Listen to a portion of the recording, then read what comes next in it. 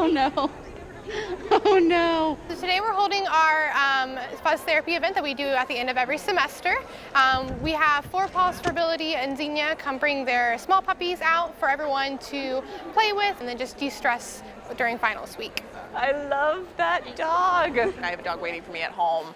So they're so sweet and I love playing with anything fuzzy. Golden doodles and poodles for sure are very, very loving. They're fluffy and super cute, so everyone is definitely loving up on them today.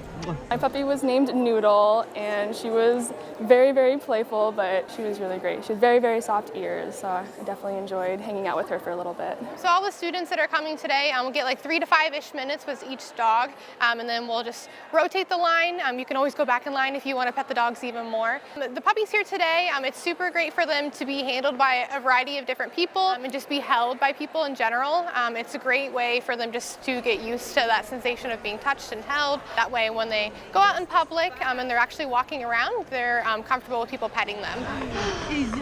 The puppies are always so playful and it's just great to play with them, and it's also an amazing program as well. We're always looking for new members for our organization here on campus. If you would like to be part of our org, you can either be a handler, sitter, or a foster.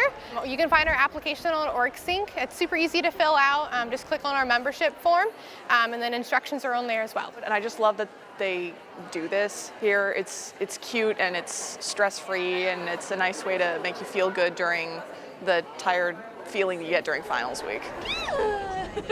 He's like,